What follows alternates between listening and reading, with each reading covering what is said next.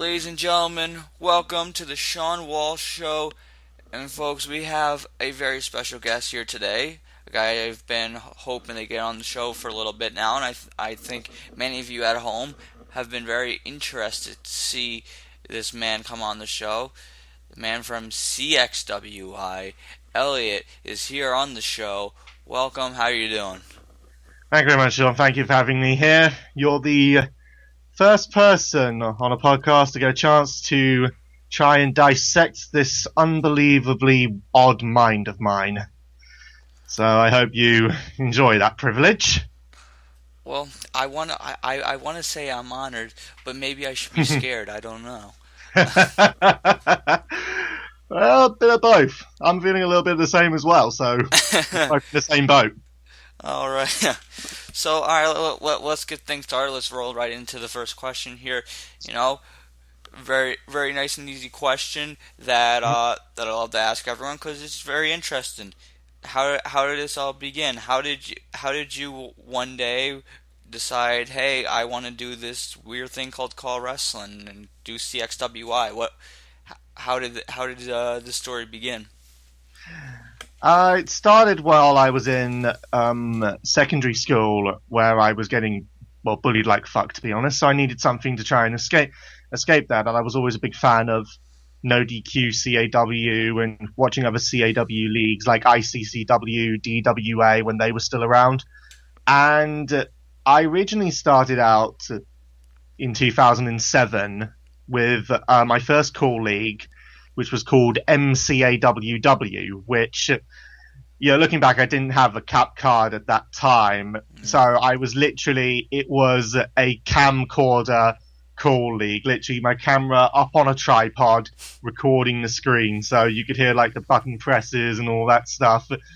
Although, it was pretty shitty. Although I did get acknowledged by Zachary Daiquiri, the owner of ICCW, at one point. So that was actually quite cool.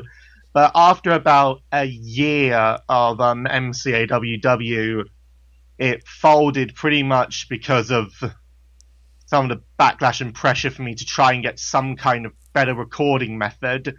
So I ended up buying into the pressure a little bit, shut down MCAWW, and started testing out with a cap card, but I got back in 2008.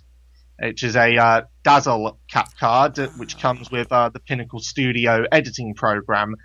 And following that, I found out it could only capture... I know that in America you have NTSC format, and we've got, in the United Kingdom, we've got two sets of format, PAL 50 and PAL 60. So 50 hertz, 60 hertz. And my cap card can only capture 50 hertz. So that kind of limited. I couldn't really use SmackDown versus Raw or Xbox 360 or Xbox One. So I called back to the good old GameCube. When I originally did it, I wasn't thinking about renaming the league. But then I thought, we need to start anew. MCAWW is behind us.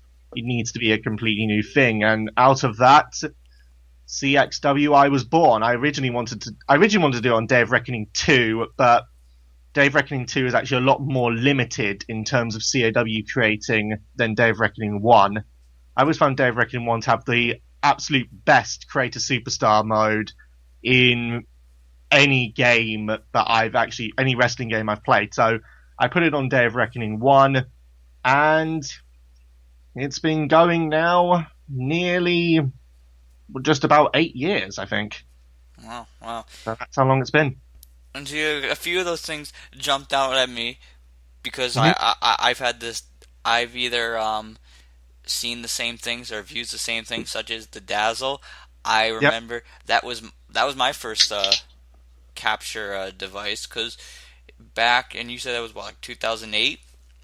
2008, yeah. Yeah, around that time, that was like when you were told, hey, go get a video capture device. That was the thing. And so, for anyone who was around then, probably at some point had a Dazzle, and, I've still got mine. Do you still use yours to record the show? I still use that one. I'm aware that there are other cap cards now that do capture 60 hertz, but when I ask people, do I think I should move over to the Xbox One for like WWE 2K16 or 17 or whatever, and all of them tell me no. They all are very happy with CXWI remaining on Day of Reckoning. Okay. So actually, let's go into this because I know this was a big one, and you kind of talked about it there.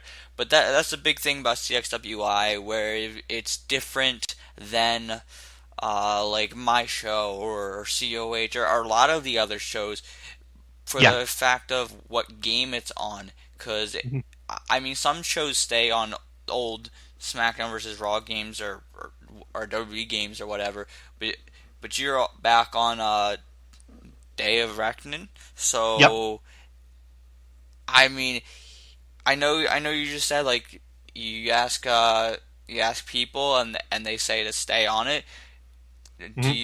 Are you comfortable with that, or do you think at some point you would move to one of the new 2K games, or what do you think?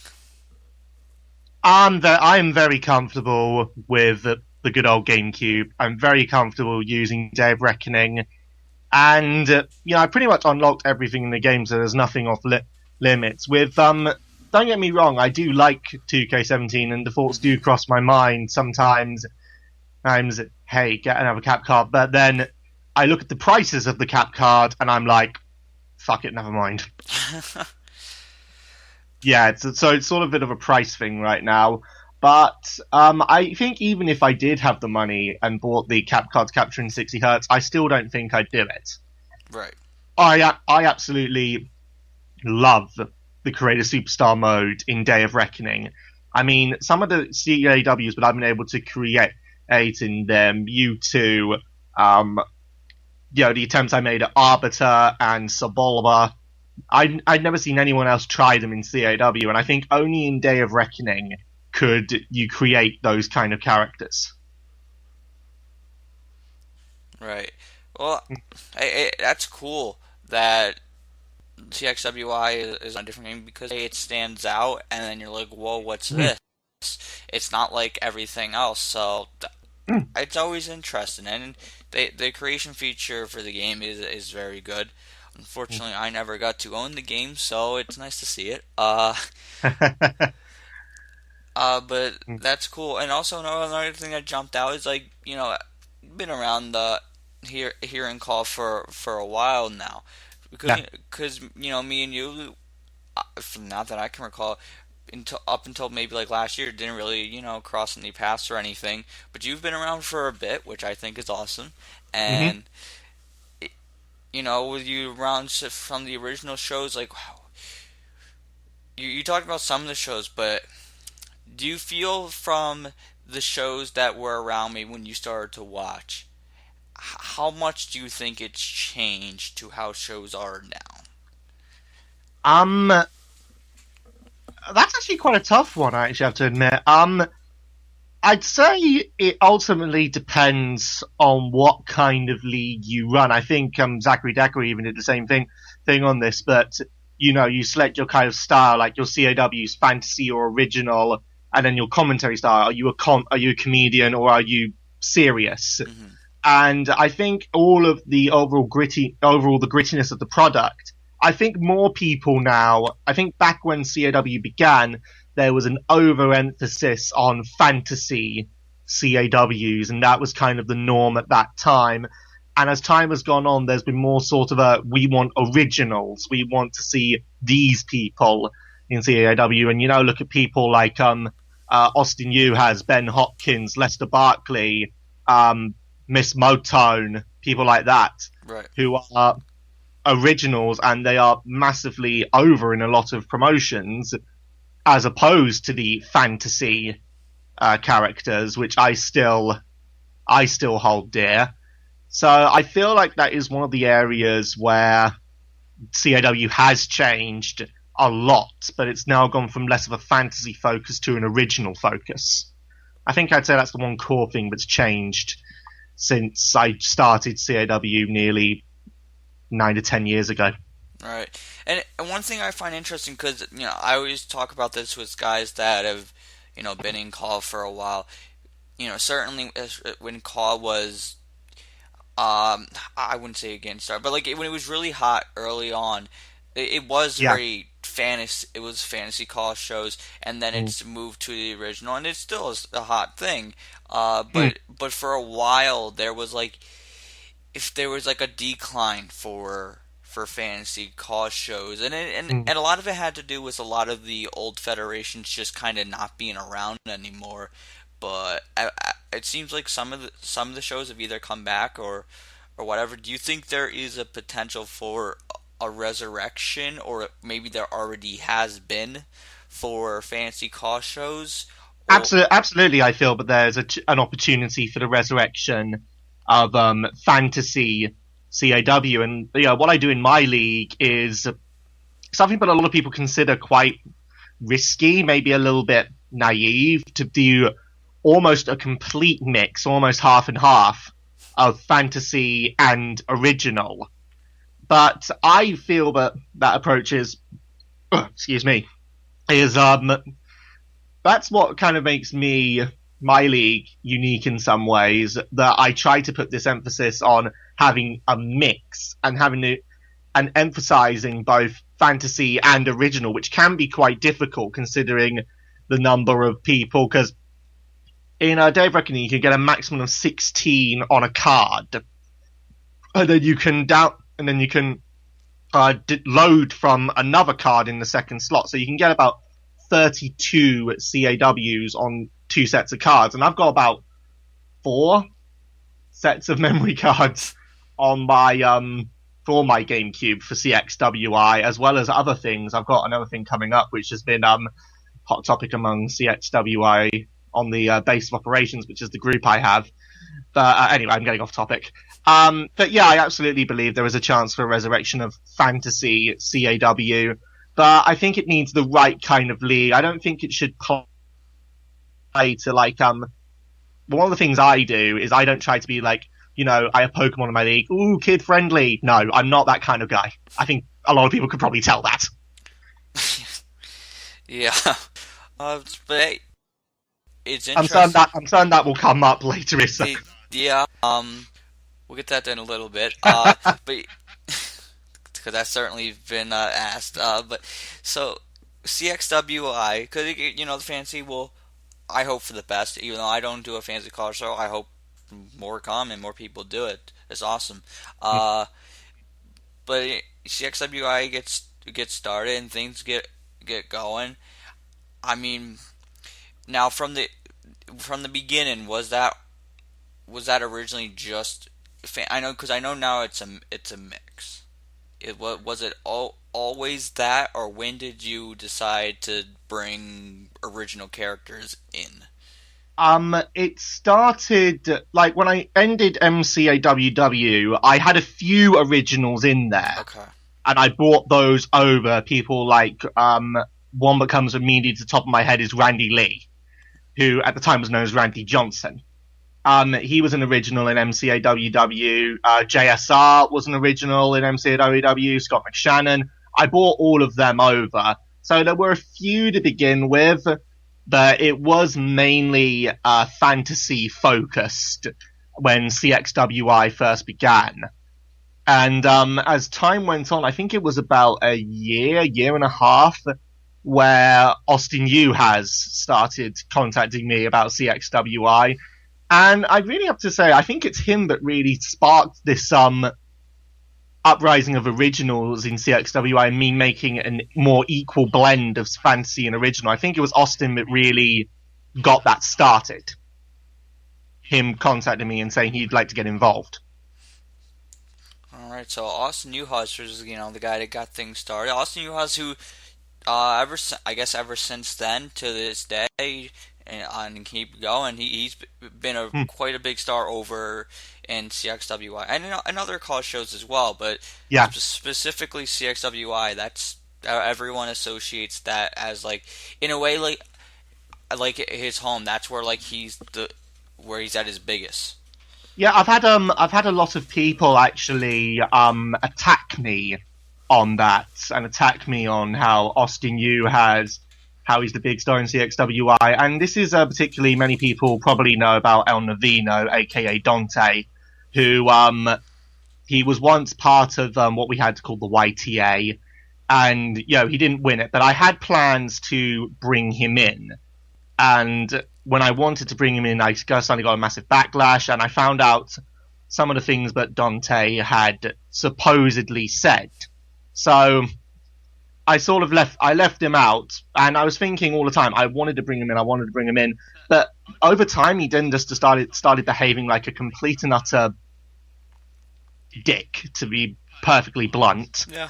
And after that, I was just sort of like, you know what? Like, he once put up a video saying, better modding than CXWI Gary's mod things, and I just thought that, I stopped giving a damn about what Dante thinks. Anyone who, criticizes me for having it as sort of like the Austin U has show. Yeah, Austin U he can put his input in, but he does not have the final say. I am the one that gets the final say in. To give you just one example of, everyone thinks that Austin gives me a story, I immediately accept it with no question, is complete bollocks. To give you just give you one example, Austin suggested an idea to me for Gary's mod, in which he wanted to control Bowser because Austin gave up his blood to bring Bowser back to life. And I rejected it because it sounded stupid. So, that's just one example of times where, like, even the big people in my leagues, when they suggest things, I may not necessarily accept them because, it's my league. But it's also an issue from people that immediately come into my league and think that they can immediately start shouting out ideas for main events and all that. But no, but they've got to start from the bottom and work up. Right. Which is something I've had in my league a lot. But no, Austin Newhouse was really the sort of person that did kick off the sort of spread of originals. We also had people like Phil Mean, Johnny Blaze, Milo Ilasovic, Vince Ford, people like that. I don't think many of them would have ended up being even concepts or even brought into the company had Austin U.S. not started this sudden wave of, holy shit, look at this original, he is taking this league by storm. And, he took it by storm because he started from the bottom, giving me ideas of what he wanted to do at the bottom of the card, moved up to the mid, moved up to the main. If you want to make it, then you got to do that. And that's the reason why I trust Austin now with the main event, with some main event ideas, but not necessarily all. Right.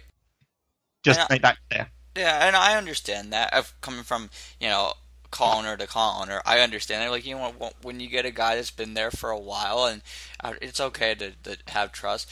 Yeah, obviously, you run the risk of certain people, getting upset, and, maybe... Yeah. And maybe, I'm not saying in this case, but there have been cases in other shows where you could be, but there's some case, maybe that guy should just be, doing more, but that's on them. They want to find excuses. It's one of the things that ultimately, and I seriously hope he watches this, it's one of the reasons why I eventually lost any sort of faith in relying on Torrin to actually bring up like storyline ideas, because when I bought it, he wanted to try and force Timmy Turner into CXWI with these little like posts on the base of operations of Zoloark being attacked by a hooded figure that would be Timmy Turner, and I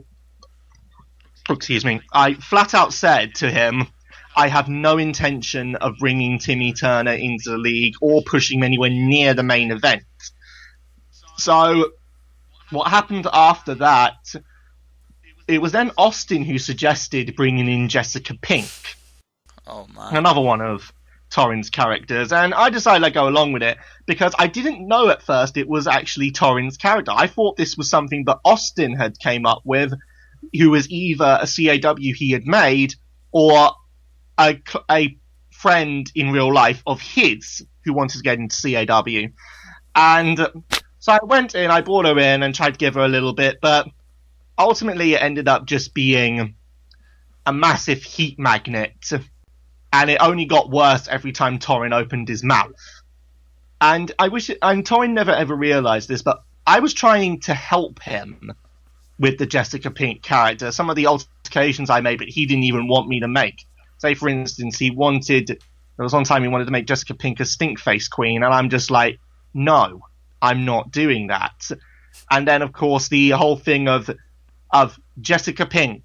Oh, she's wearing pink! Ha ha ha! No, we're changing that to try. I wanted to make the character less cartoony version of Lita and more gritty by giving her a more aggressive gimmick. And then Torrin just whined and moaned and complained again and again and again. And eventually I just decided to write the character off by having Arbiter claw her in the face. And it's one of the things that, that people like that have caused me such huge problems by thinking they can just immediately come into CXWI and immediately push in their ideas without really looking at what kind of product they're dealing with, because they could come in with these ideas of, oh, it's all cute, friendly, cuddly, la la la la la, and then come into my league and it's like, oh my fucking god, that's dark. And they just think they can change the product just on their own accord without consulting me. And this is one of the things that Torrin was trying to do a lot. It actually led to a funny conversation I was having on the wiki page about some of CXWI's booking decisions, which I take responsibility for. And there was one particular page about it, which I was speaking to Amy, Brent, Biff about that. And they were kind of ripping into me, and I full-heartedly accepted it. And I then wrote down that it wasn't even my idea to create the page, and I don't know how to delete them. And then they said, who made the page then? And I said, Torrin. And I can't remember who it was that sent this to me. It was either Brent or Biff. I think it was Brent. But he sent this to me and said, word of advice, don't let Torrin do stuff. And that made me laugh quite immensely when I saw that. And I told Austin about this, and he just sort of, that is the greatest advice anyone will ever give you. Sure. It leads to that problem where people immediately rush in and think they can immediately put their ideas in without, you've got to walk before you can run. Right. Basic principle. Sorry if I ramble on too much.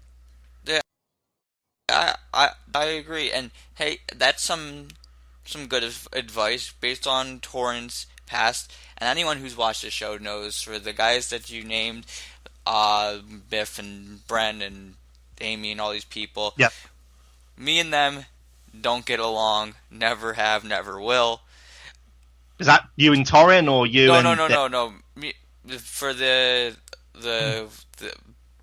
I guess, I don't know, the Vivianverse people, whatever. Yeah.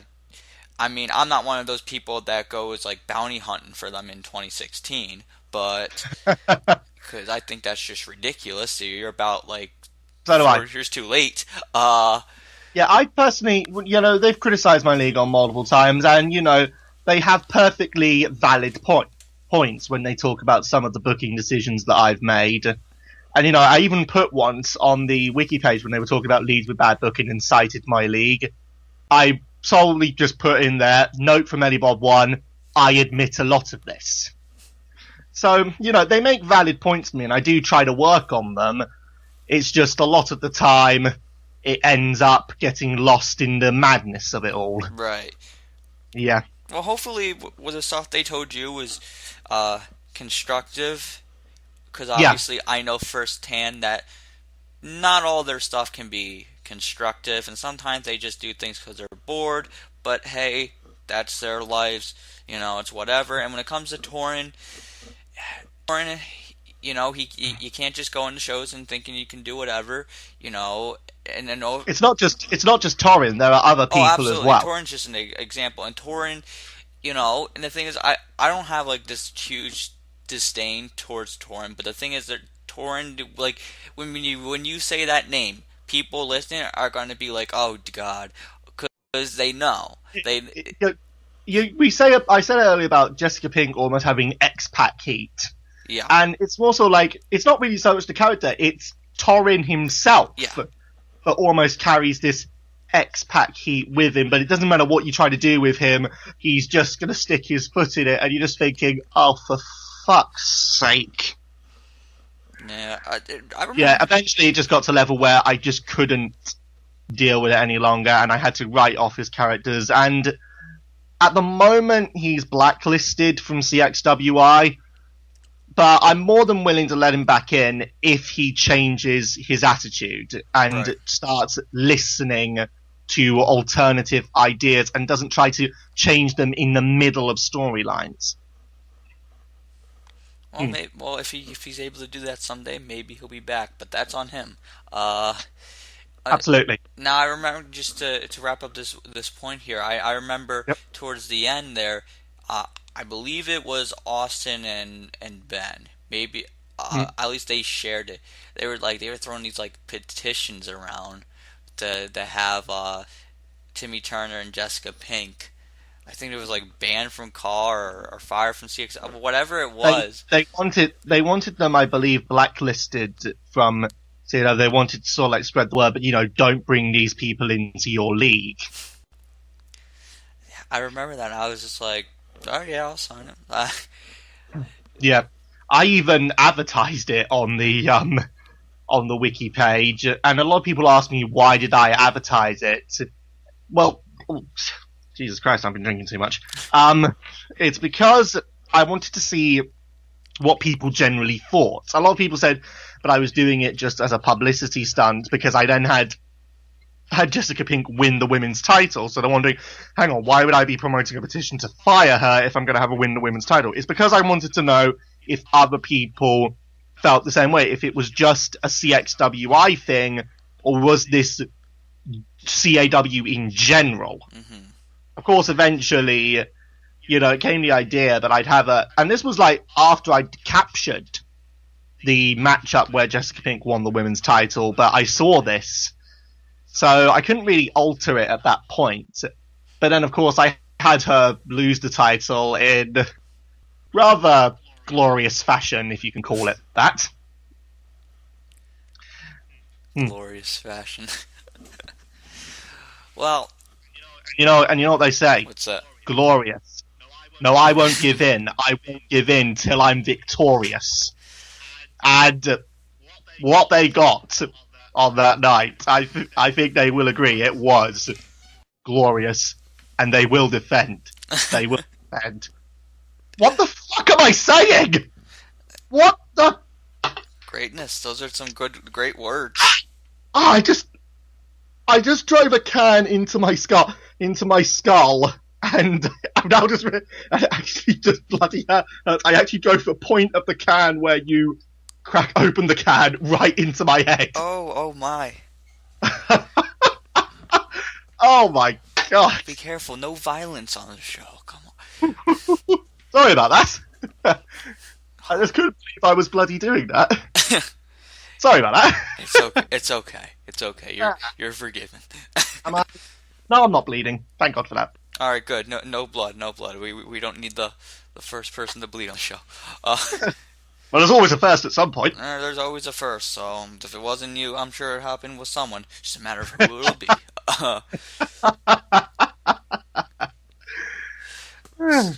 So then they're out now.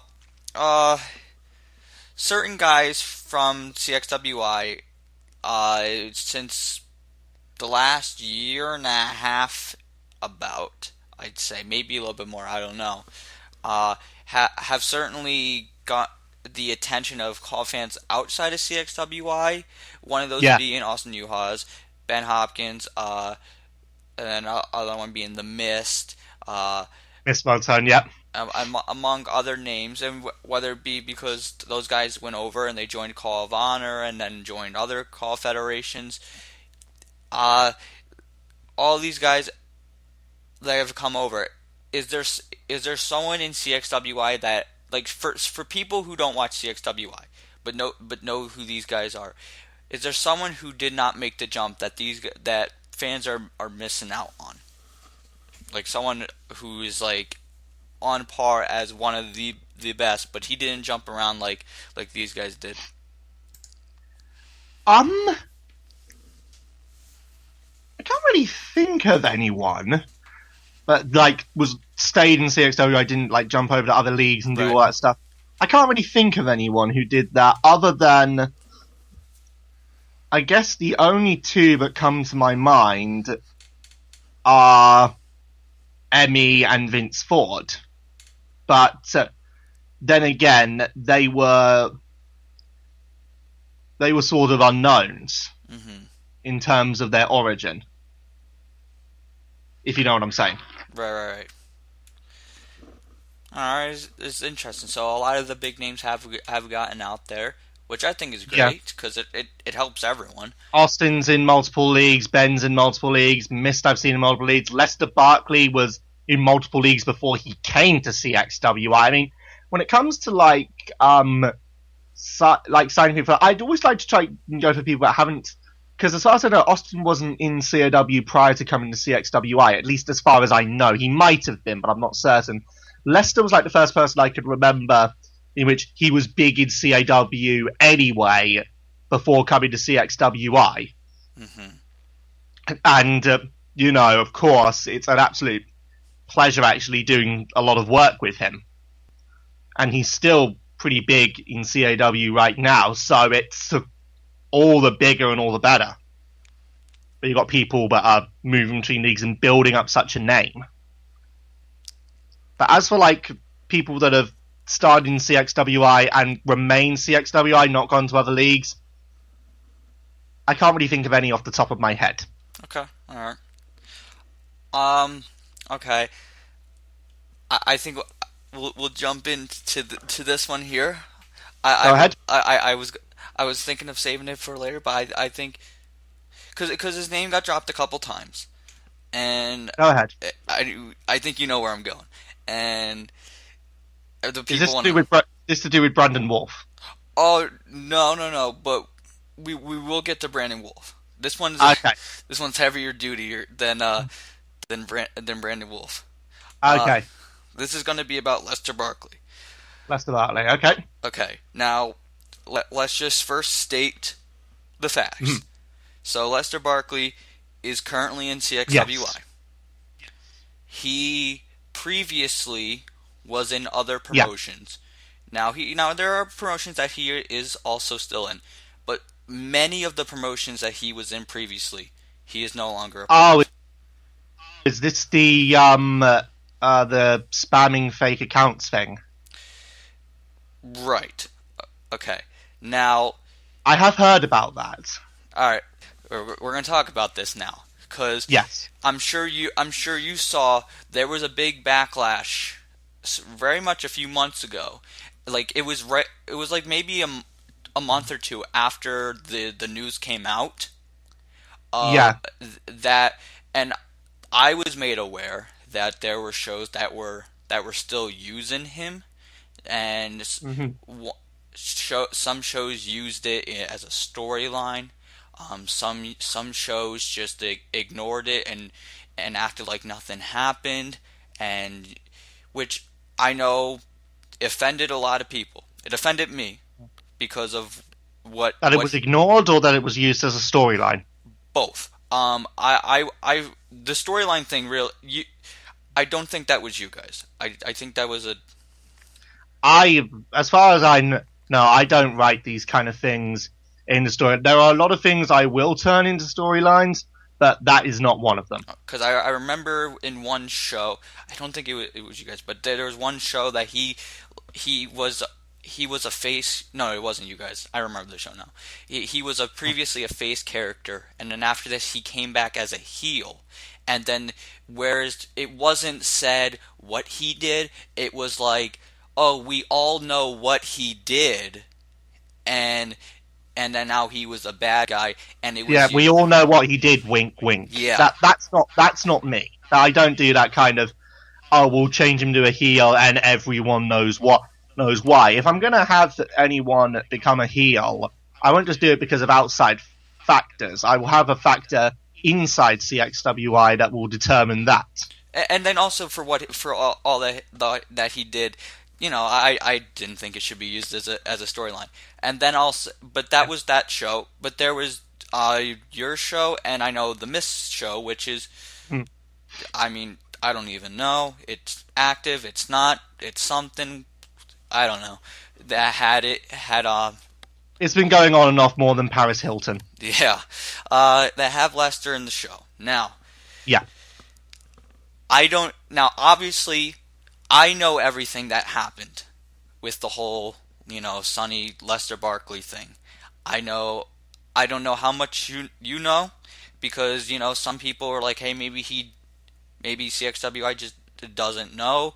I didn't know a lot about it. When I heard about it, I did check up on a video in which Lester was a part of, and they were mentioning about how this has affected leagues, and they mentioned my league as one of the ones affected.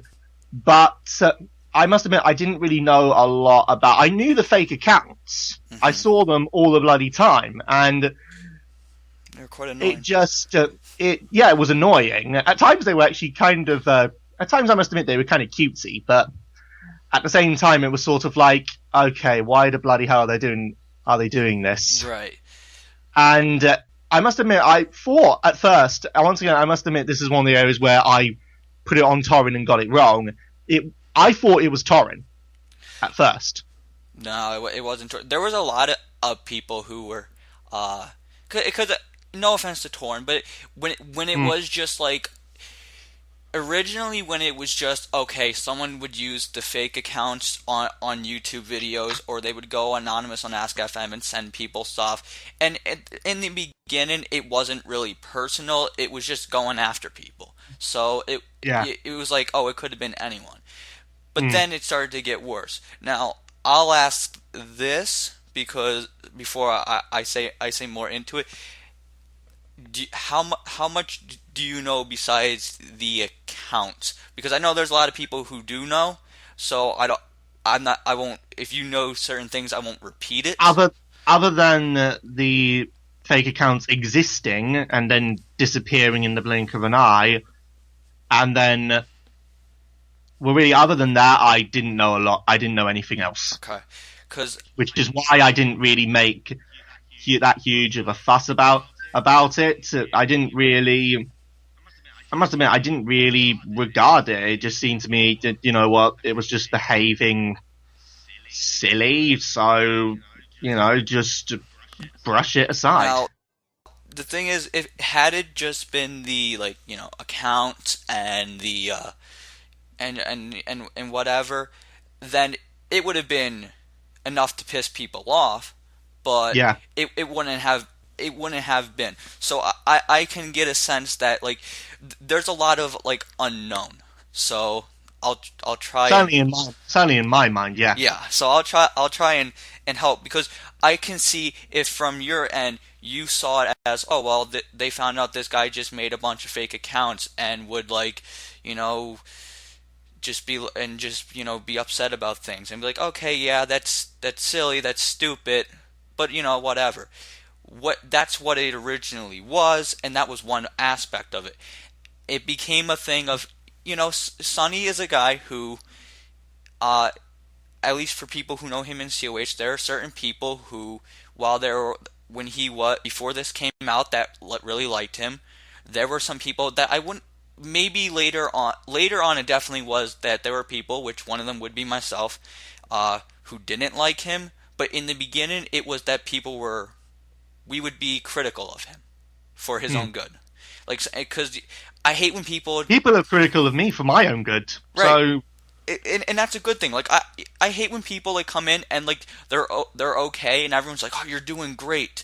Oh, because you're giving us a million promos. No, I want to, what good is that? Tell the guy, okay, you're doing this wrong. Help him out. If someone is doing something wrong, or you think maybe they could do it a bit better, give them the critique. It's the only way you're going to improve. It actually goes back to when I was mentioning about having Jessica Pink win the title. and the event I did that on, that was a European Crusade, and even though it got quite a good reaction, there were a lot of people who were sort of like, "Oh my god, this is the worst CPV ever," and like, some of them were just being dicks, but there were some that gave constructive feedback. Right. And that's the kind of thing that I like. No man on God's green earth is perfect. I mean, I'm probably the furthest thing from it. That's why constructive criticisms, are a good thing. Exactly. And that's what, like, me and other guys did from the beginning. Now, as time went on, things became, more and more things we start to find out and whatever, and then a lot of things bothered people on both ends. But now, for what he did, when it first started, yeah, like, it was whatever. But then it became a thing of, like, I'll talk for me personally, because I know what he did. It from the summer of last year to till right before we got him to admit it. It would be almost every night or every other night. It would be late in the morning, like it'd be like 4 in the morning, for whatever reason. For a string of like 4 anonymous questions sent on Ask FM, and they would be, some of them would be like, oh, stupid things like, oh, you're not over, or oh, you'll never be champion. Like, okay, whatever, stupid shit. But then it'd be like, oh, how does it feel to be a disappointment to your parents? Oh, did you get dropped on your head as a kid? I never even actually. I must admit, I never even saw those. I only saw the ones on YouTube. I stopped using Ask FM around that point. I sort of flipped back and forth between it, but I never saw those. Well, I wasn't even. I know it reached a point. Did this seriously happen? Yeah, this happened, and I know it reached a point where, like, because when the troll questions first started, I was one of the people who, like, okay, they would say something like, "Oh, you just you kiss ass for your push," like, for example, and I'd be like, "Oh yeah, I kiss a ton of ass," just to, like, be funny with them. But then it got to a point where, like, well, a good 6 months. That's kind of the thing. That's kind of the thing that people. If I think even Mick Foley said this in WWE, people do things they don't want to do to get to the top. So of course, at times you're gonna kiss ass. I'm just using that as an example, because me and other people, just because for COH, I'm friends with Travis, and they're like, oh, that must mean that's why you get pushed. No, that's not it. But all right, I'm just friends with Travis, and but I would used to, like, respond to it in a comedic fashion, make it obvious that I didn't take it seriously, because this is when it was really innocent in, like, the summer of last year. But then a good 6 or so months before he was revealed, because Ask now, like, almost no one uses it because of it became. I have seen a massive decline in the amount of people I know on Facebook and CWW using it, because I think there was once a report quite some time ago that Ask FM is the website that causes more people to commit suicide than any other website. At least that's the report I read. But yeah, I've stopped. I haven't used it in I think maybe 10 months now, maybe a year, somewhere around that. See, because like, all that happened, because I know a lot of people in call from that saw all this, that got questions and everything. It really turned them off to Ask, because it made it not fun, and it was like, oh, we got to deal with this. So even after it came out and everything, people didn't want to go back to it.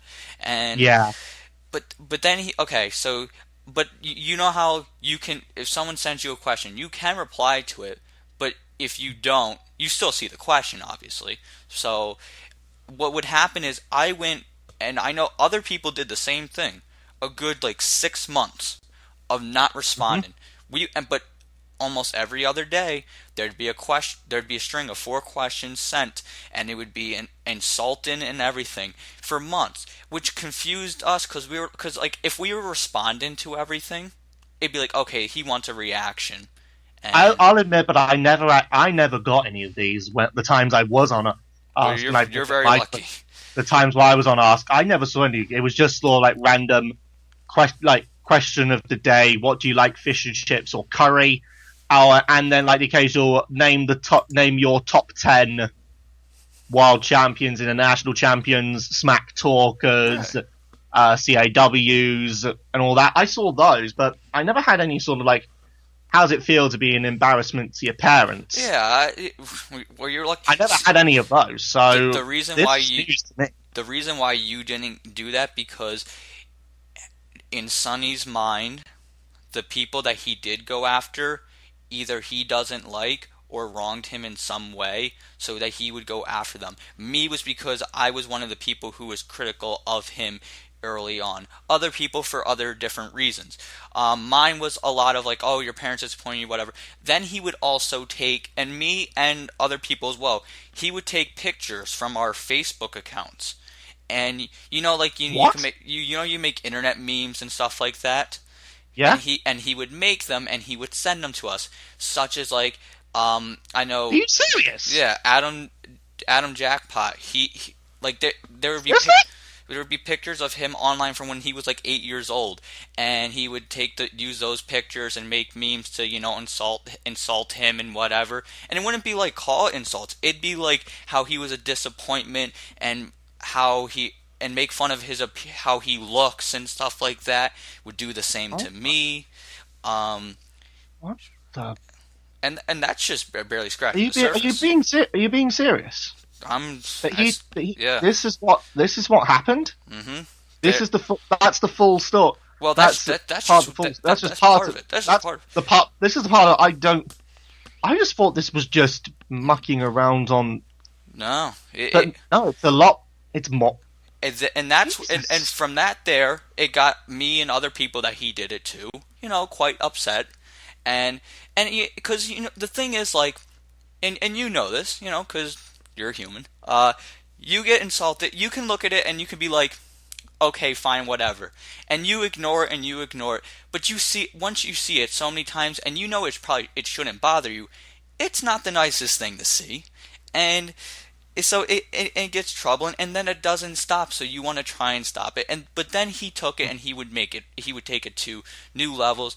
Not only would he go after different people, I know it was right after he lost the Pride title in COH.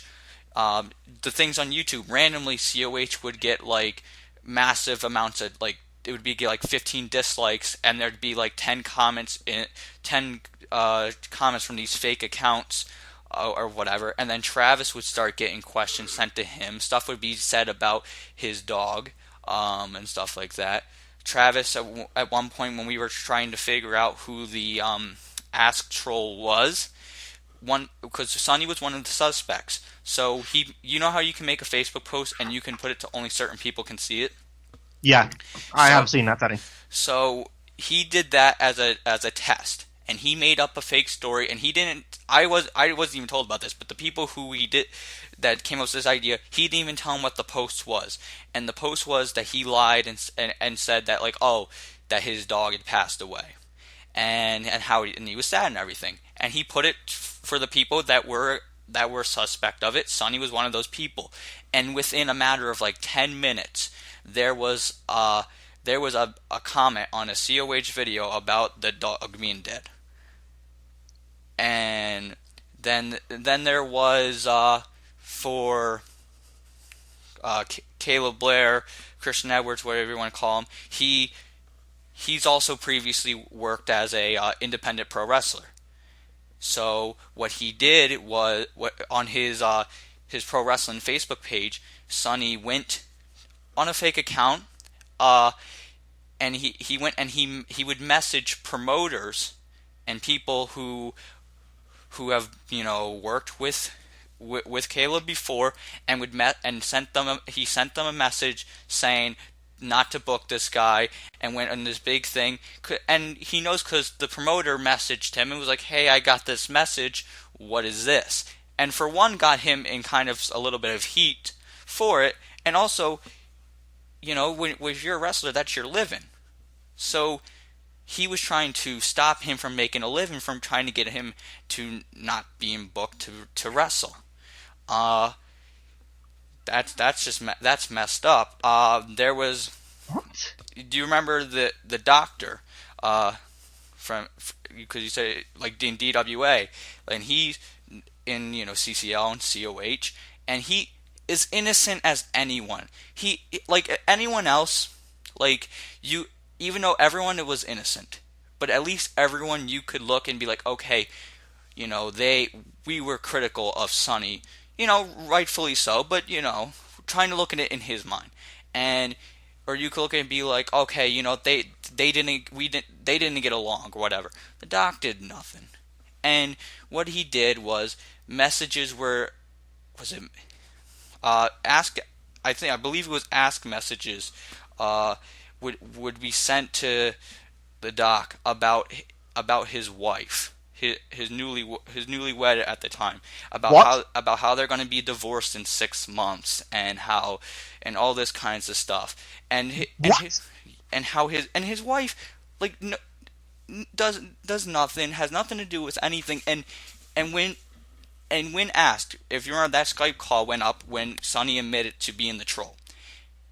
Doc asked him why he did it, and he said for the thrill of trolling. Oh my God! Yeah, and this was, and were you keeping all this? Everything you've just told me,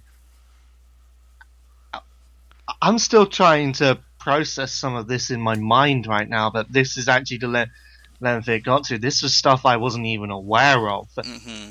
And that's and it makes me feel a little bit better that that now I know that you didn't know, because you can probably imagine now me and other people knowing all this, and then we saw, because from our end it was like nothing was done, and we looked at it like, are you kidding me with all this? Like you're hearing it and you're like, like how like anyone else would, like in disbelief that he did all this and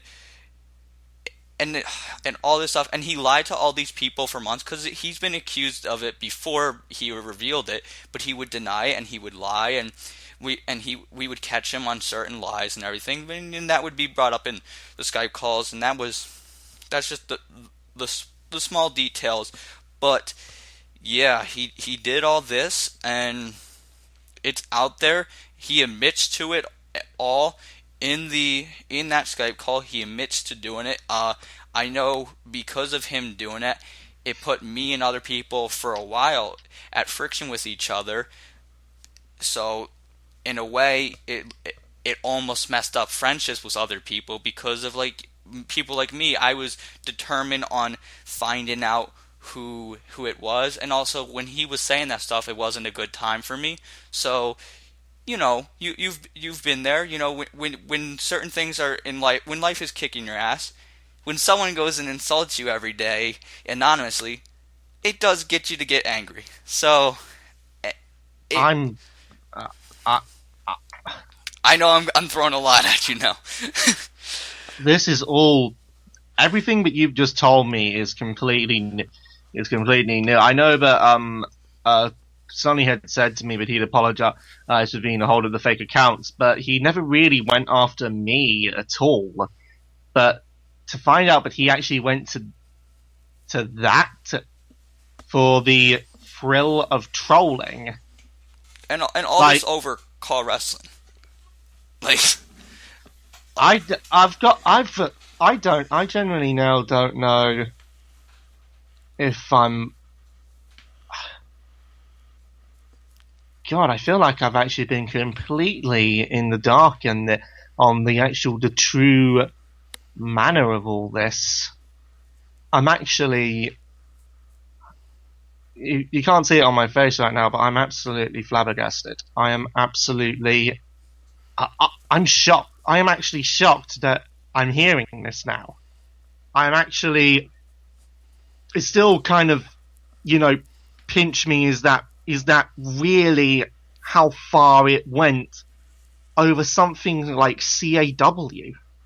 And there were days where I'd take CAW unbelievably seriously. I Right. treated it as if it were real life, but I'd never go into that length of, cyberbullying and all that. I mean, I've been a victim of bullying all my life, and I've been an avid campaigner and promoter of anti-bullying campaigns to end this kind of thing, both physical, mental, and cyberbullying. And to hear that he's been doing this is it's almost like I'm. Uh, I I generally don't know what to say. I it's a lot, and I can tell just by a lot that you didn't know, and I'm not going to be.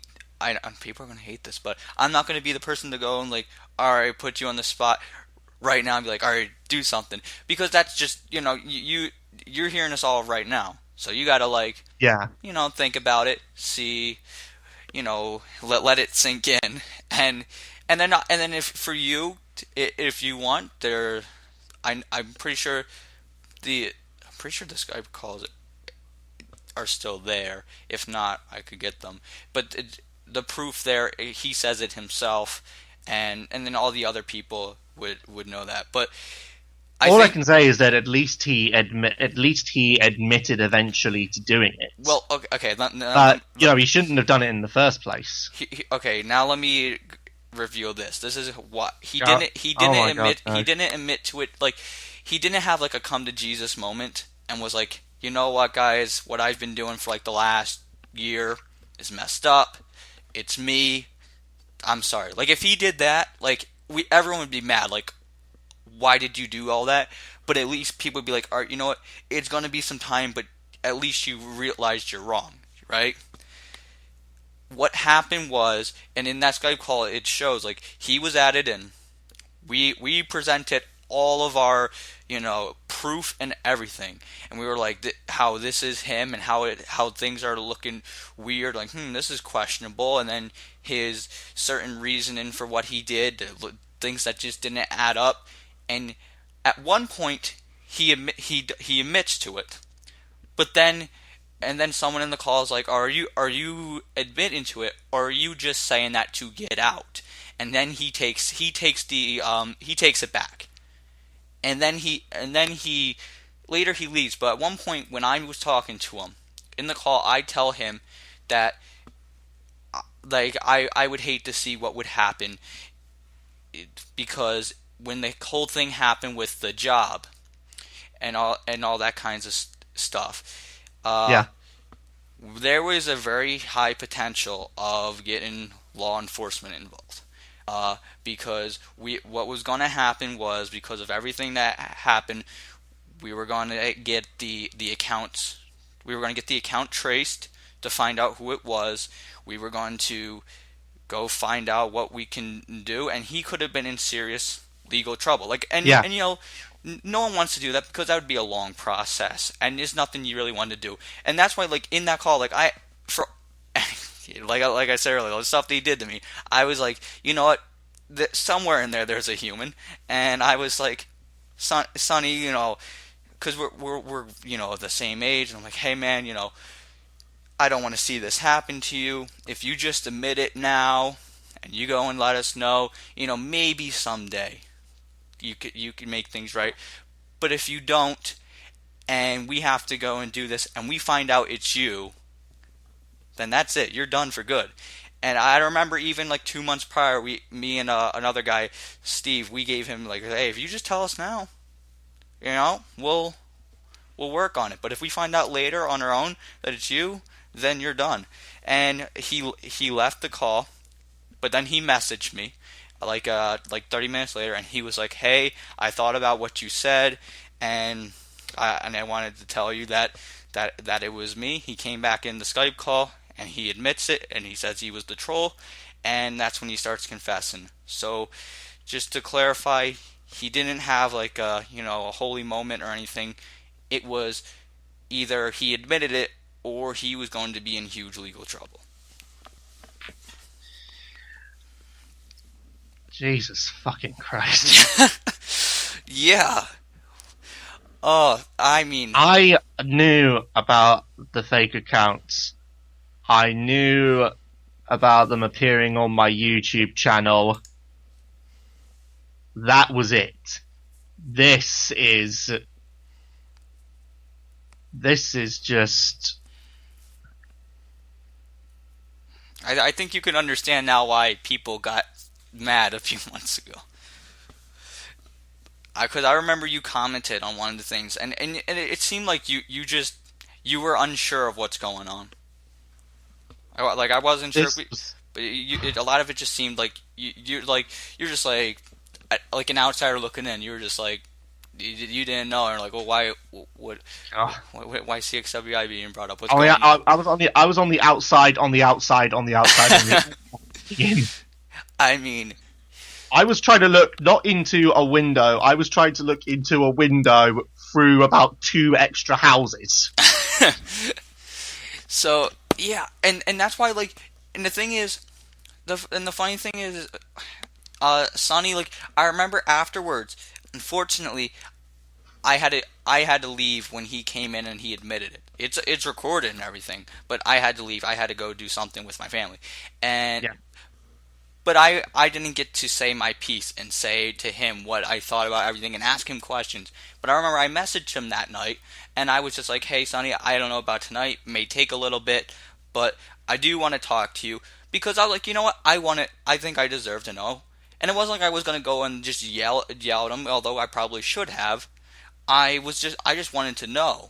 I think if this was me, I probably would have. Yeah. I must admit. And I mean, if I can just go into this, as a individual that suffers from autism, it is one of the key things about my form of autism, which is Asperger's syndrome, is that as people with Asperger's are offended very, very easily, and I can only think if I'd received these kind of things, then I would have probably exploded. So looking at that and, you know, trying to put myself into the shoes of those that were trolled, I now completely, I understand why you'd get angry at that. I mean, I would too. Yeah. I'm still, I didn't even think it was this deep. I seriously thought this was nothing more than some guy mucking around with fake accounts, YouTube, you know? Fake accounts and all that. I didn't think it was this. Right. But, like, after I told him that, like, that night, and I thought, like, okay, in a couple days I'd go and message him and we go talk. I go look, and I thought he deactivated his account. I thought, because I couldn't access it, I thought he closed it. Come to find out a little later on, he blocked a lot of people. Anyone who was even remotely involved with anything, anyone from a lot of the people who were in COH, a lot of people who were part of this whole thing or friends with me or other people, he blocked, and he kept it away from, because I know they're like the Miss show, your show, and I think the other one's UCCW. Were the only shows that I know of that he was there and that he kept on Facebook and everything. Everyone else he blocked, so like it gave no one an opportunity to talk, to message him. Nothing. It pretty much was, all right, I admit it, but now I don't want to deal with it. So there was all that. I guess there must be a part that sort of thinks, I made this mistake. The only thing I can do now is learn from it and move on. But you know that, for me, I've brushed this off, and you know, Leicester's still part of my league, and I will state this now, despite what I've heard, and this will probably not make me that many fans. He will remain a part of my league, but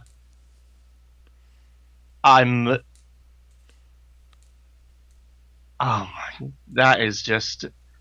But from what I've known, Leicester's actually been reasonably happy in my league. But you know, this is gonna, you know, he might want to try and brush this up and say it's in the past. Let's try and move forward. But you know, it's not as simple as that. There's going to be a healing process, and it's not going to go away in the blink of an eye. That's something that you learn the hard way. I've certainly learned it many times.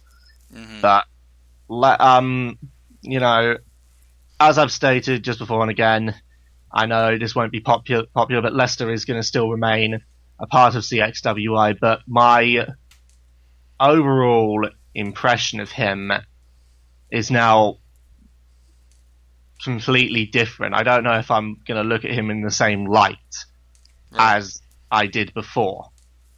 But, I'll allow him, once this goes out, he'll probably state his piece, and I'll listen, because I'm that kind of guy.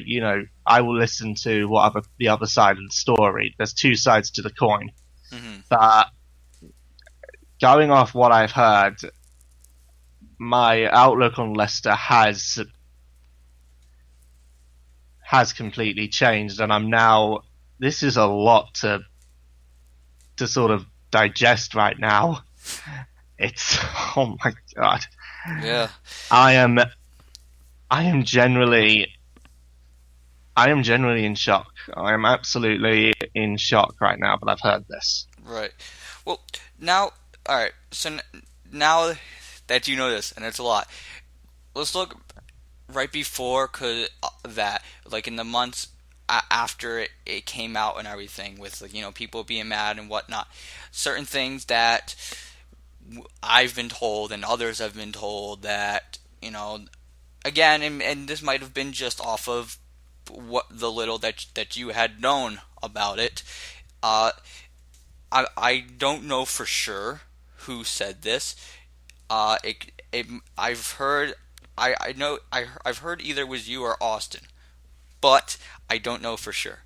That the impression was kind of like, well, he didn't do anything here, so I don't care. And that sounds like that sounds like something I've said. I think that was me that said that. Okay. And yeah, so I will admit, but that was that was me who said that. I've just remembered it now. I did say that because it wasn't really that big of a factor on my league. He didn't cyberbully me at all. So I guess that's why I brushed it aside so much, because it didn't directly affect me. It wasn't really a direct effect on CXWI, but looking at it now, it's like a shot. It's like a shotgun shot. You're caught in the spread fire, mm-hmm. And I think if I had known the full story back then, I think I would have taken more serious action. Maybe not firing or blacklisting, but at the very least, it would have been a I don't know.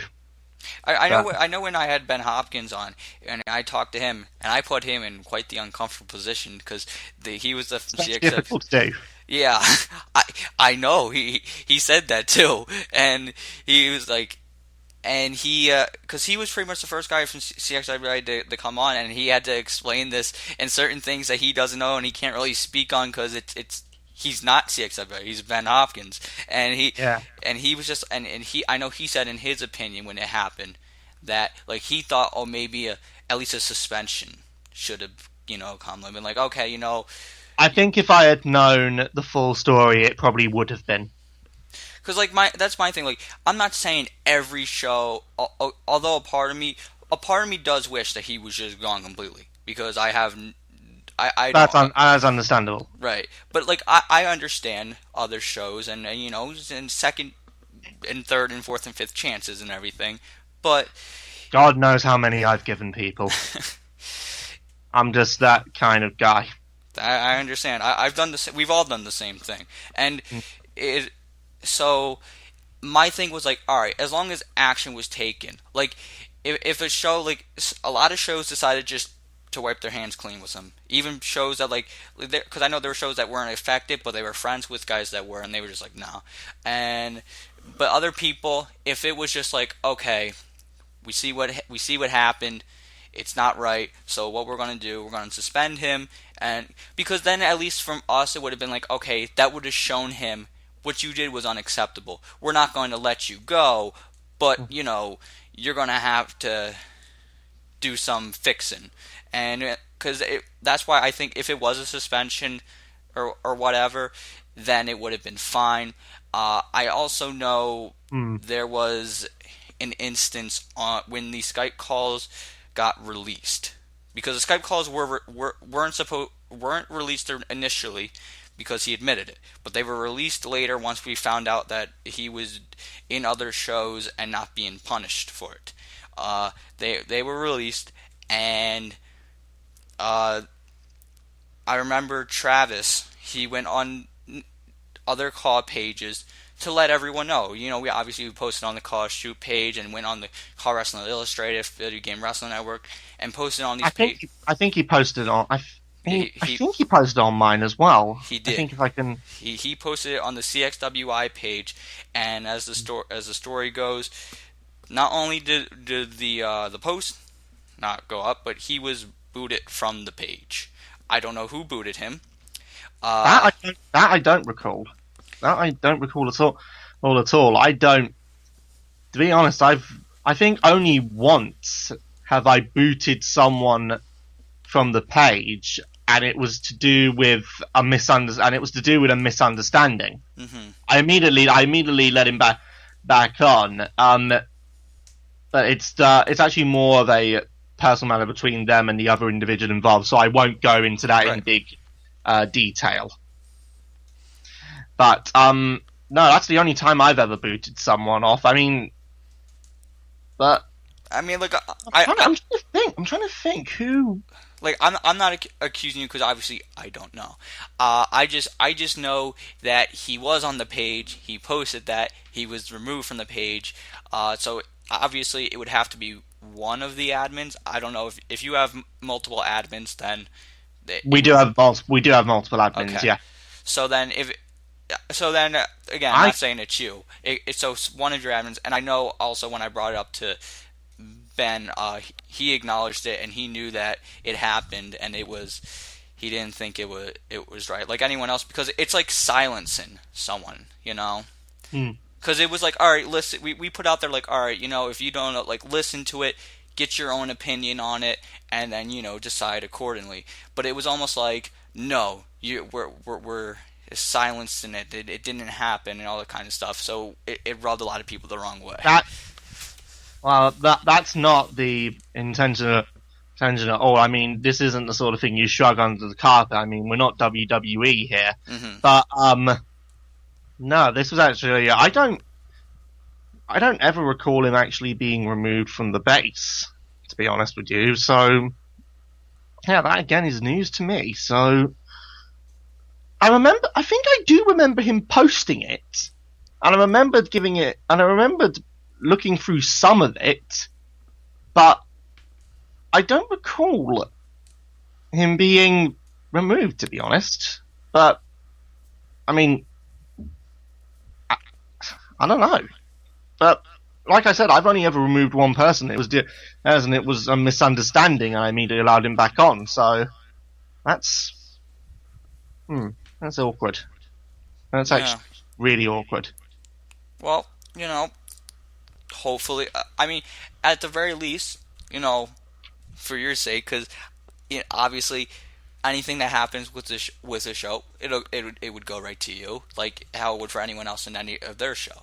And at least now you can, clear that up, because I know a lot of people were, because not everyone's on the page, but we know, like, okay, well, Elliot's an admin, so maybe he did it, maybe it was someone else, I don't know.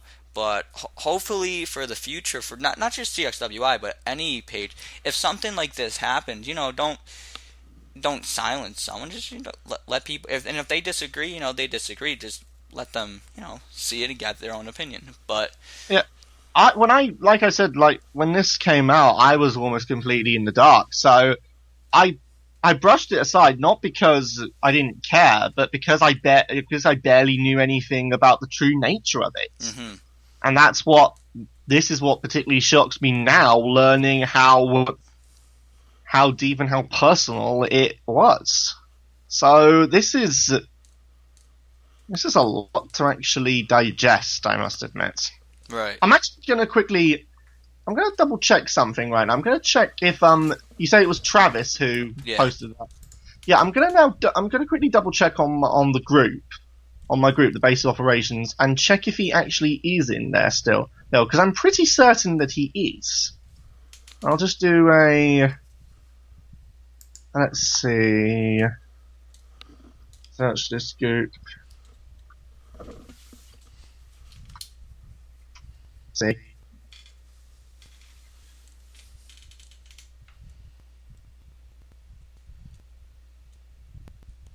I'm trying to.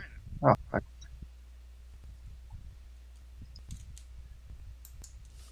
he must. I'm very certain I've seen. Unless, of course, I'm. This is now actually, I must admit, quite awkward. Oh no, he's not. He's not in the group. Travis Sparks. Yeah. That is. I'm. Hold on, let me check the. Yeah, he's currently. Who did that? He's actually blocked from our group. Oh wow. That is. But.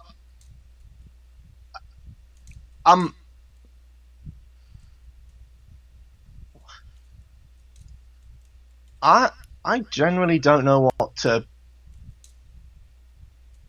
That is. Wow. Yeah. I am. Where is that? I mean, I just what it was what I got is what because Travis told me, and I was like, the hell, and I know I bounced it off of other people. I talked to Brandon Wolf about it. I talked to Ben Hopkins about it, and they both saw it. And then so I mean, again, I can't point the finger at anyone because I don't know who to point the finger at. I don't know if that can be figured out. I'll let you do what you choose to do with it. If it's just like if you want to go and ask and be like, hey, who did this, or if you want to just be like, hey, just from here on out, whoever did it, don't do that stuff. That's your choice. But I think that when that comes to that thing, at least all that is out there, and at least it's made aware to you now. Because that's awful that a lot of stuff got, in a way, some of it was just because, you didn't look, but some of it was because, like, it was, some things were almost, like, hidden from you. So, it maybe not directly, but indirectly. So. I'm gonna look into this, and I'm gonna try and find out who did this, because I never blocked Travis from the group. I've just put up a post on the basis of asking who blocked Travis from the group. Hopefully I'll get an answer to that. Okay. Well, hopefully we get an answer and we'll figure that out. Jesus Christ, this is actually... you mentioned about putting Ben Hopkins in an uncomfortable position. Right now, Oh my God.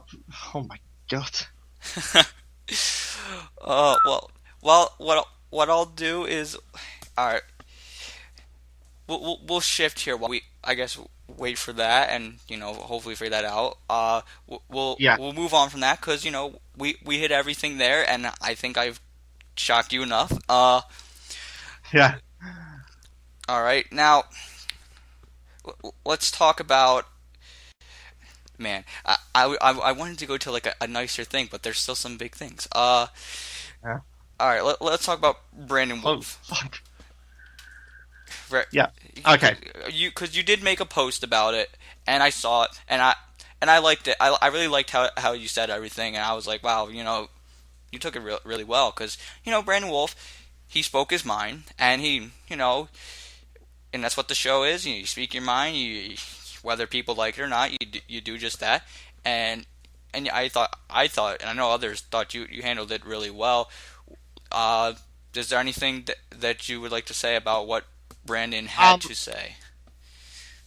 I must admit that I did not watch the I think it was the episode he did with you where he was saying about why he was leaving. I knew why he left, and I heard he said he'd been saying for quite a while that he wanted a singles push, and as a matter of fact, I actually had one lined up for him as a singles competitor, but he left before he could get it. So, admittedly, I am a little bit annoyed at that, but at the same time, I completely respect Brandon's decision. If he has he's made this choice on his own accord. So, who am I to judge him on that? Right. So, of course I'm sad to see Brandon go, but, I can't really, order him to stay or force him to stay. That's not the kind of person I am. I respected Brandon's decision. I released him from CXWI. He said that's what he wanted, and that was that. I did contact Brandon after he'd made the message, just to double check it with him, just to make sure, but this was absolutely certain what he wanted. He was absolutely positive, and that was it. So, I'm gutted, but I respect the decision Brandon's made. Okay.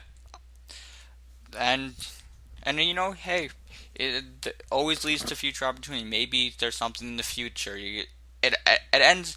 I really think that, at least like the way you put it, it ended it nicely. So maybe in the future. So and hey, it might work out. Sometimes it's for the best. So that's good. We got that covered. Yeah. I should also say that this was also around the same time, because Brandon was one half of the tag team champions at the time, and he's actually the longest running tag team champion, along with Gregory Andrews. Andrews also left shortly after, so again, I respected his decision, and he was allowed. Position. Yeah, but it does open up something that I've wanted to do. It does open up to individuals I've wanted to bring into CXWI for quite some time, and this is actually more to even out the fantasy original thing. And I've still got to try and create them, but I'm going to give it a damn good go, and I'm actually really excited. I'm not going to tell you who it is, right, but all I'm going to say is if I can nail this, then I'm actually going to be really happy. Hey, but them leaving, gutted, but it opens up, like you just said a few seconds ago, opens up many new doors. Exactly. And it's now just a matter of picking the key, opening the door, and seeing if I fall into a mountain of pillows or a mountain of spikes, or some mixture of the two. Well, hopefully it's a lot of pillows. Yeah. Now, CXWI. Yes. It's known for many things. Good and bad, just like any other show. Yep. One of the... I guess it depends on who you ask. But I know the people that I've talked to. When it comes to certain storylines and certain risque things in the show, or adult-oriented things, we'll call it that. That's a broad way of putting it. Yes. Because I know I asked Ben this, and he couldn't explain it. Can maybe just add some light to what exactly it is and why? Because it's not something you typically see in other call shows. So what is it, and why is it in CXWI? Yeah. A lot of the storylines that I've incorporated into CXWI, many people may, on a more personal level, probably know that I'm an actor by trade. And my acting style, my theatre, is a thing called contemporary theatre, which is extremely dark, very dark sense of humour, generally centres around the sort of some of the more graphic things that you've seen in CXWI. And it's actually, a lot of people have asked me about that. How are these storylines like this? And they say to me, sort of like, before you answer, no, it can't just be your theatre training. It can't just be that you've seen these plays and they've warped your mind. No, there's got to be something else. There's got to be something that happened in your life that has haunted you throughout all your days. Like maybe you walked in on your parents at the wrong time, got creeped out, walked out with a disturbed face, and then it all got sorted with ragu sauce. But no, that's not it. It really is. A lot of it comes from my theatre training. If I can just give you a few playwrights that I've studied, and you can look up their material for yourself, and, you know, take a read into that, because that is what has warped my mind. The first playwright I'm going to tell you, the first playwright is Mark Ravenhill, who he's a contemporary theatre style playwright. I've performed a few of his plays. Two particular I can name you are Some Explicit Polaroids, and his more famous one, Shopping and Fucking. That is the legit title. And I've performed these plays, and they are very dark, gritty, very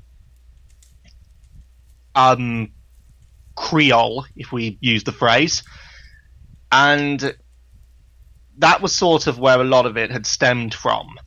There were also other plays by people like Edward Bond or Sarah Kane, who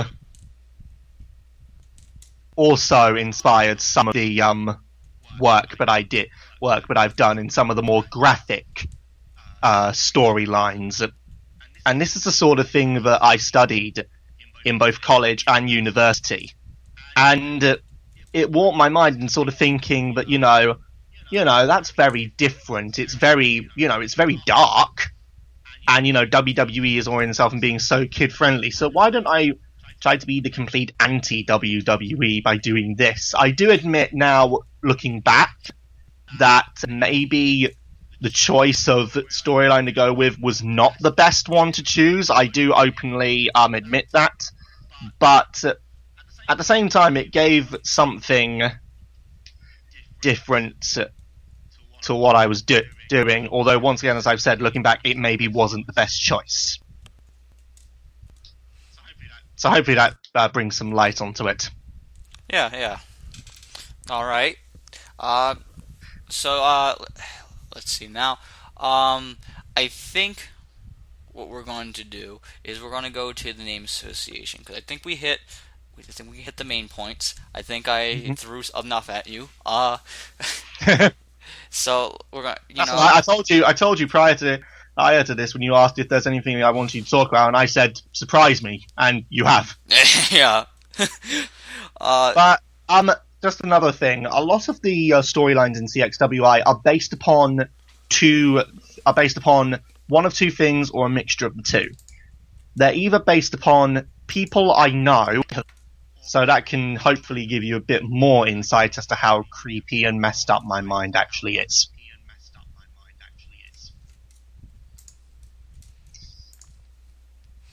Okay. You're currently typing something in. I can hear your keyboard. Oh, I clicked something. Yeah. I looked at my inbox. I thought you were looking up like the playwrights or something. No. Oh. God, you were going to be in for a shock. No, I'm good for right now. Maybe on a rainy day. All I'm going to say is that's going to be a dark, rainy day for you. But a lot of people ask about I've had people ask about some of my other storylines that have been less Creole. Right. Say, for instance, the storyline that I did with Arbiter, which is actually now my longest running consistent storyline about his fading in and out of depression. It's actually based upon a friend of mine that I had who Jesus Christ. I can't believe I'm actually going to be telling you this, but he I'd known him since primary school. This was before I even knew G-Van. But he wasn't, this friend of mine, he wasn't very academic. He wasn't very, interested in learning or books or any of that. He just had one thing on his mind, and that was following in his father's footsteps and serving in the army. Mm-hmm. To which, of course, we admired that, and there were a lot of times on the school playground we'd be involved in his little war games, as he called them. So sort of like setting up like children's blocks using the school playground as like a battlefield, reenacting scenes of wars and battles, and yeah, it was fun. And once he hit the age of 16, which he was allowed to finally enroll in the army, he did that on his birthday, his 16th birthday, and I was actually there to see him off. About 16, about when he was 16, about 4 years later, he came back. He was a completely different person. It was a shell of what he used to be, and it was actually, looking back, was actually very depressing looking at him because of what he'd become. Mm-hmm. And there was, a lot of that it really touched a few nerves, and that he was like this, but there was always one particular person that brought him joy, and it was one of his carers, and he just, every time she came in, you could see the smile on his face, and he was just so happy just to see her there. And that's kind of where that one came from. So this was actually the Arbiter storyline is based off of a person I know who ended up suffering from post-war stress disorder, as it's known. Mm-hmm. And it's one of the things, I pray every single, it's the reason that I'm actually anti-war, because I would never, ever wish that upon even my greatest enemies in the world. I would never wish them to go through what he went through. And, you've got to have someone there for you. And that's sort of where Alyssa came into it during that storyline between Arbiter and Jack. And then having Alyssa come into it actually brought out a new sort of innocence of it, which then also came into another play I'd studied called Innocence of a Soldier, where it was almost as if that friend of mine who was in those wars, it almost seems like it was a play written about him. It almost seemed like the perfect mirror image. And I even took a scene from that play and incorporated it into one of the Gmods. You know, the one where Alyssa was trying to introduce Arbiter to music and sort of dancing along, and then she plays "Don't Worry, Be Happy" right, by Bob Barron. And that was actually from that play. And I thought to myself, that's actually quite cute, so I'd incorporate that. So a lot of the storylines I've done have been based on plays I've done or people I've met. So a lot of it is actually, I do admit, it is quite dark, and that, that's the kind of material that I like using, because when you draw off something, in my opinion at least, you draw off something in real life, it makes it feel like, you've got to do it justice. You've got to get it right. Mm-hmm. And particularly with the Arbiter one, just to have that really like feel good moment, that you need to remember that it doesn't end with one feel good moment. You've got to keep them coming as friends, as you might even call other people in your group of friends your family. But you've got to keep the good moments coming to help them out. And that's kind of what I did with that storyline, so that one was actually more personal to both me and that friend of mine, whereas a lot of the other ones, the more graphic ones, were based off of plays. And I just say this right now, I dare any of you to look them up. The ultimate dare right there. Well, hey, if people choose to do so, go ahead. Maybe they'll see it, the same thing, and they'll be in for something they'll never forget. I'll probably look at that and think, Lord, I think you need to stop using these. And I'll say so now. I am trying to move myself somewhat away from those and keep them. And if I do use them, to only keep them in some of the G mods. But I do. Say, for instance, like the G mods, I only do as a side project to keep myself. Because if I keep doing CAW over and over and over and over and over again, it begins to feel a little bit sort of, when you're doing the same thing over and over again, it just feels. Mm-hmm. So the G mods are in there to shake it up a bit, and some of the things I've done in those, like the more recent one I got, the Bowser's Victory one, those are separate completely from CXWI. Those are just an entirely different thing. Just before I've had some people try to link up the two because they're the same account, but there's very little connection, to be perfectly honest. Or at least that's the intention. Right. All right. Well, I think now, because it's very educational for people, so now we know a little bit more about CXWI and some of the things on your channel and why and where the influence comes from. It's pretty cool. Yeah.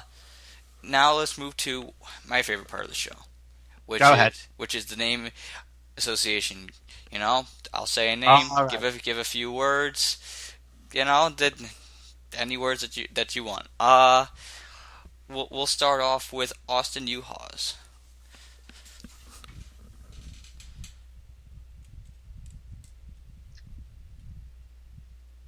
I'm trying to think of the right word right now.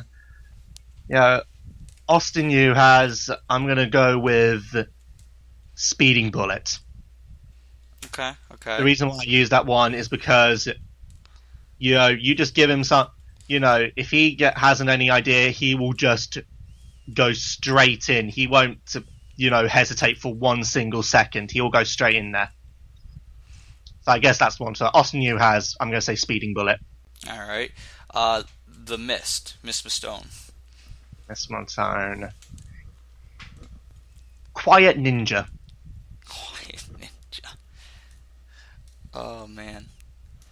He's got to be He's got to be careful though. He gets himself in too many situations. Yeah, but that's the thing about him being the quiet ninja. Sometimes he's too quiet even for himself. Oh my. Although knowing this now, he's probably about to get loud. Oh no, let's not encourage that. Yeah. Oh, you know me. Well, actually, you don't. But I am. I am similar to how Winston Churchill was inspired. Right. Flying propeller planes that could only maintain speed and height by flying into the wind. That's me in a nutshell. That's actually the word I use to describe me. Flying into the wind. All right. Brandon Wolf.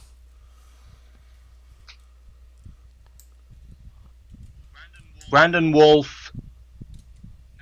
Now that he's seeking singles career, I'm gonna say Lone Wolf. Lone Wolf. Just like play. Or Rogue Wolf, I think would be a nice one. Rogue Wolf. I'm gonna go with that one instead. Rogue Wolf. That's good. All right. Here's one. We talked about Austin. Very successful. Maybe just as successful. Ben Hopkins. The Ghost. One word for that, and that is cocky. Very, very, very. But hey, it works out. It works for him. If it works for him, then who am I to judge? Hey, it's a Hopkins thing. One understand. Yeah. Well, I think that about wraps it up. Anyone else you want to give me some name associations too, or word associations? Because I could give you a whole lot more. There's not any specific names. How about I'll throw this? Is there any person that you would like to either give a word on, or whether it's a positive word and be like, "Hey, good job," or like, "Hey, you're a dick." That. Um, I'll say this. First of all, to Dante, Oh, there you go. no, Okay. I will. I'm a man that will keep the door open, but if you're gonna talk to me in some of the ways that you have, then that door's gonna get shut in your face. But of course, be ready when that door reopens, because you never know. And Torrin, I think you know full well that I was only trying to help, and I think even you will accept that you kind of blew it. So if you maybe took a step back and saw things from everyone else's point of view, maybe they would look at you as less of a Jar Jar Binks and more of an Anakin Skywalker. Still reasonably annoying and going through his adolescence, but still quite cool.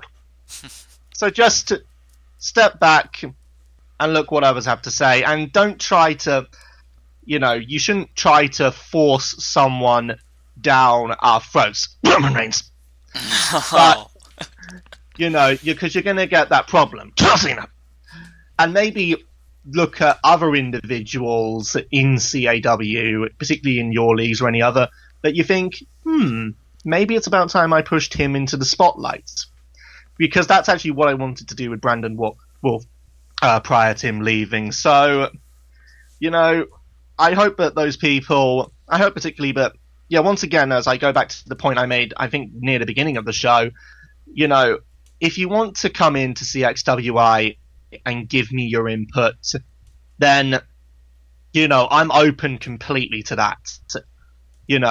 I'm open to all sorts of ideas, but, don't think you can come in and immediately start giving me ideas for the main events and all that. You've got to start from the bottom, work up. That's exactly what Austin did when he first started. He started off looking at what he could do in the lower cards before working his way up. It's the reason why I trust people like Austin Yu has, Phil Mean, Scott McShannon, Ben Hopkins, with that kind of caliber, because they've worked their way up to get it. And it's the reason why people like, I guess the one by me comes to my head, Torrin, or I think the other one is Zach Gator, I think his name is.